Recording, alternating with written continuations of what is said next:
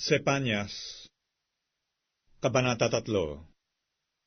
Sa aba niya na mapanhimagsik at nadumhan ng mapagpighating kamay, siya'y hindi sumunod sa tinig, siya'y hindi napasaway, siya'y hindi tumiwala sa Panginoon, siya'y hindi lumapit sa kaniyang Diyos.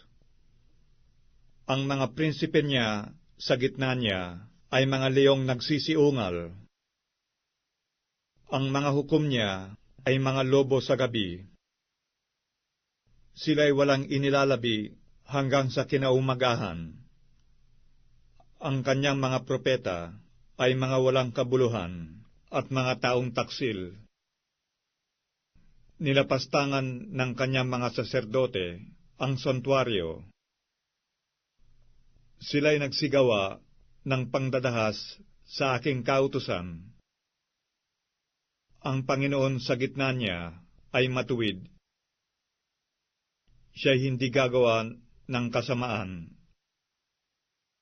Tuwing umagay, kanyang ipinaliliwanag ang kanyang matuwid na kahatulan.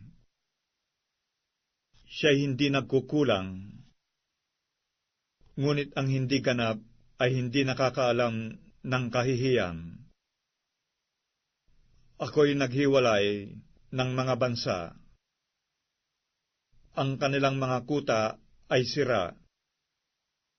Aking iniwasak ang kanilang mga lansangan, na anupat walang makaraan. Ang kanilang mga bayan ay giba, na anupat walang tao, na anupat walang tumatahan. Aking sinabi, matakot ka lamang sa akin. Tumanggap ng pagsaway. Sa gayoy, ang kanyang tahanan ay hindi mahihiwalay. Ayon sa lahat na aking itinakda sa kanya. Ngunit sila'y bumangong maaga, at kanilang sinira ang lahat nilang gawa. Kaya't hintayin ninyo ako, sabi ng Panginoon, hanggang sa kaarawan na ako'y bumangon sa panghuhuli, sapagkat ang aking pasya ay pisanin ang mga bansa, upang aking mapisan ang mga kaharian, upang maibuhos ko sa kanila ang aking kagalitan. Sa makatwid bagay, ang aking buong mabangis na galit, sapagkat ang buong lupa ay sasakmalin ng silakbo ng aking paninibugho, sapagkat aking ngang sasaulian ang mga bayan ng dalisay na wika, upang silang lahat ay makatawag sa pangalan ng Panginoon, na paglingkuran siya na may pagkakaisa.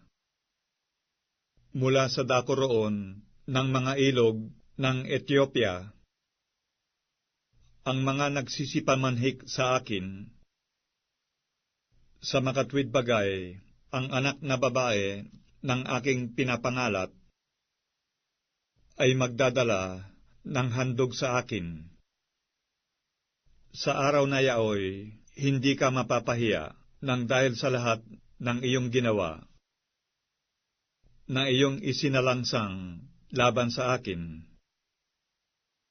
Sapagkat kung magkagayon, aking aalisin sa gitna mo ang iyong nangagpapalalong nagsasaya, at hindi ka na magpapalalo pa sa aking banal na bundok. Ngunit aking iiwan sa gitna mo ang isang nagdadalamhati at maralitang bayan, at sila'y magsisitiwala sa pangalan ng Panginoon. Ang nalabi sa Israel ay hindi gagawan ng kasamaan, ni magsasalita man ng mga kabulaanan, ni masusumpungan man ang isang magdarayang dila sa kanilang bibig, sapagkat sila'y magsisikain at magsisihiga, at walang takot sa kanila. Umawit ka, o anak na babae ng Siyon. Humiyaw ka, o Israel.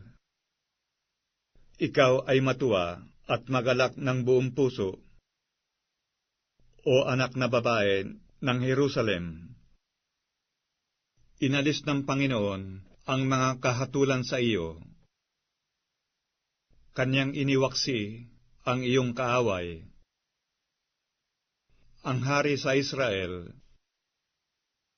sa makitwid bagay ang Panginoon, ay nasa gitna mo. Hindi ka na matatakot pa sa kasamaan. Sa araw na yaon ay sasabihin sa Jerusalem, huwag kang matakot, o Siyon, huwag manghina ang iyong mga kamay. Ang Panginoon mong Diyos ay nasa gitna mo, na makapangyarihan, na magliligtas. Siya'y magagalak dahil sa iyo na may kagalakan. Siya'y magpapahinga sa kanyang pag-ibig. Siya'y magagalak sa iyo na may pag-awit.